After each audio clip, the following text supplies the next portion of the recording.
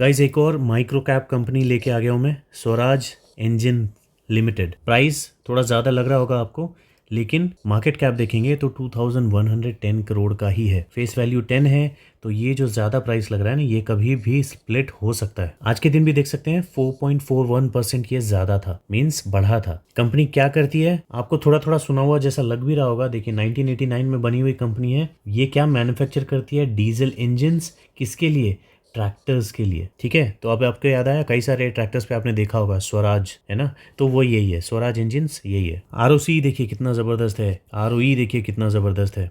Date बिल्कुल ना के बराबर, डेट टू इक्विटी देखिए 0 है। प्लेज कितना किया हुआ है इन्होंने शेयर? कुछ भी नहीं। किस में से? 52% में से। प्रोमोटर्स के पास कितना है? 52%। और फ्री कैश फ्लो भी कंपनी के पास है। डिविडेंड बहुत ज़्यादा ये कंपनी देती है, तो इसलिए कभी कभी इसमें फॉल भी आ जाता है। ठीक है, तो डिविडेंड ज़्यादा जो कंपनी देती है, वो डिविडेंड का अमाउंट एडजस्ट करने के लिए फॉल कभी कभी आ जाते हैं। लेकिन फिर भी अगर आप इसे लॉन्ग टर्म से देखेंगे, जब से ये लिस्ट हुआ है, देखिए मैं मैक्स का देख रहा हूँ, जब से ये लिस्ट हुआ है तब से अगर आप देखेंगे तो इसमें कंसिस्टेंटली प्रॉफिट आया है।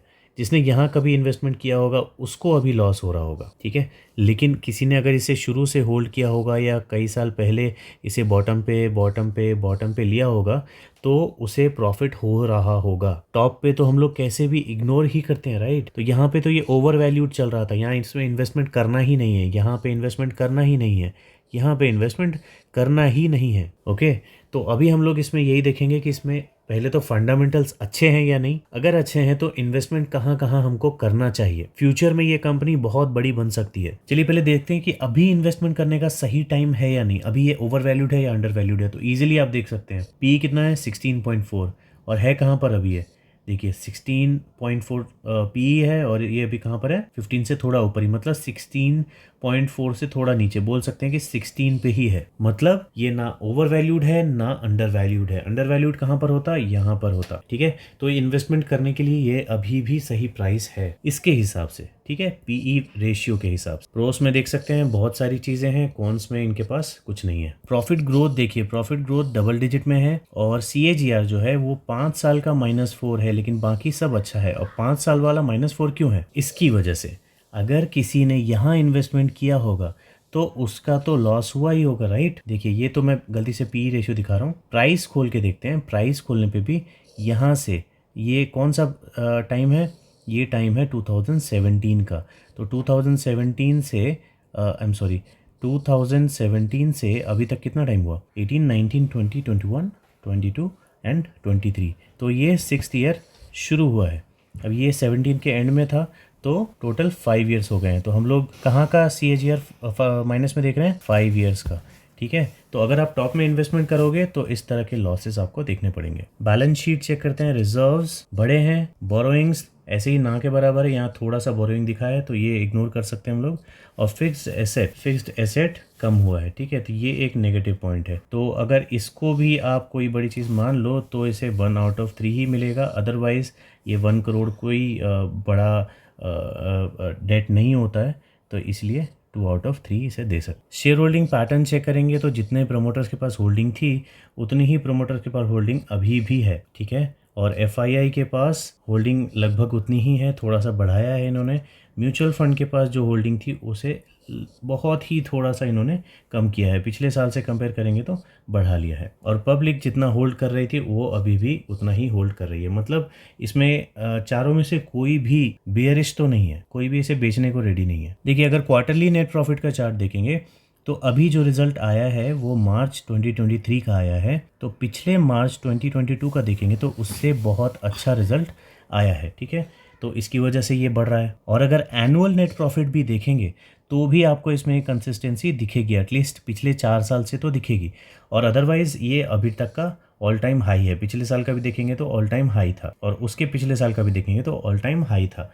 ठीक है, तो एक्सपेक्टेशन ऐसी ही बनी हुई है अभी आगे के लिए भी। देखिए अभी इसमें इन्वेस्टमेंट कहाँ पे करना चाहिए मेरे हिसाब से। अभी अगर हम लोग इसमें एक लाइन बना लेते हैं, जैसे ये ब्लू लाइन आपको मैंने बना लिया। ठीक है, अभी ये ब्लू लाइन कहाँ कहाँ टच हो रही है? देखिए यहाँ पे ये टच हुई थी एक बार, फिर यहाँ पे टच हुई, फिर यहाँ पे टच हुई, फिर यहाँ पे टच होते होते बच गई, और यहाँ पे कोविड के टाइम पे फिर टच हुई, ठीक है। तो वहीं पे चार बार इसने सपोर्ट लिया है। अभी इसके प्रॉफिट के रिजल्ट्स वगैरह सब कुछ अच्छे आए हैं, सेल्स वगैरह भी अच्छा आया है, तो इसके चांसेस अभी तो इसके रिसेंटली यहाँ आने के नहीं दिख रहे मुझे। तो मंथली कैंडल के चार्ट में ये अभी के टाइम में ओवर वैल्यूड दिख रहा है, ठीक है। और यहाँ पे RSI में भी देखेंगे तो ये 60 से ऊपर जाने को तैयार है। तो ये दोनों तरीके से दिख रहा है कि ओवर वैल्यूड है। लेकिन हमारा जो पी रेशियो वाला चार्ट था जहाँ पे हमने देखा कि ये अभी ना ओवर वैल्यूड है ना अंडर वैल्यूड है, वहाँ के हिसाब से इसमें इन्वेस्टमेंट की जा सकती है, ठीक है। तो वो हमेशा याद रखेंगे, वो दिमाग में रखेंगे।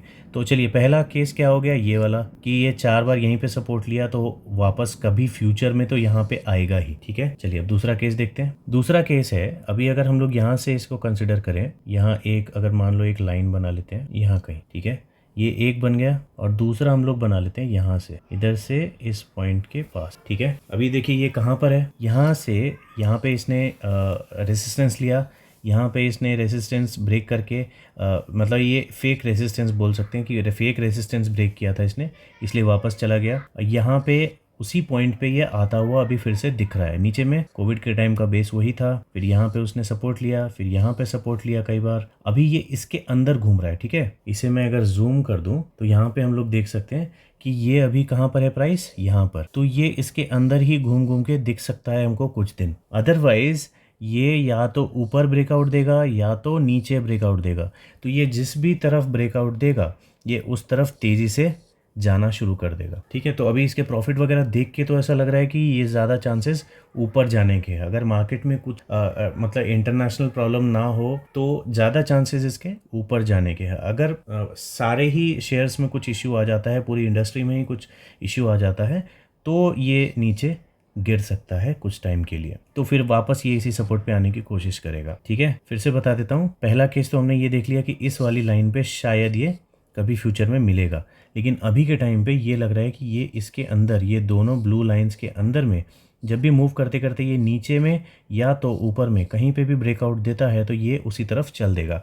तो आप इस चीज़ का वेट कर सकते हो अभी के टाइम पे, ठीक है। तो जैसे ही ये ब्रेकआउट दे, अब सपोज मान लो नेक्स्ट मंथ जो है इसमें एक कैंडल ऐसा बनता है, फिर एक कैंडल ऐसा बनता है, ठीक है, और एक कैंडल ऐसा बनता है, फिर अगला कैंडल नीचे आ जाता है, अगला कैंडल नीचे आ जाता है। अगर ये इस लेवल तक आ जाता है तो हम लोग इसमें वेट करेंगे यहाँ आने का। लेकिन अगर जो यहाँ के आने के बाद ये अगर ऊपर चला जाता है यहाँ पे, तो हम लोग क्या करेंगे, यहाँ पे एक बाइंग लगा देंगे, ठीक है। यहाँ पे हम लोग एक बाइंग लगा सकते हैं कि अगर अगले महीने का कैंडल यहाँ से शुरू हुआ तो हमारी बाइंग यहाँ पे हो जाए और यहाँ से हमको बुलिशनेस जो आएगी उसमें हमको प्रॉफिट मिल जाए, ठीक है।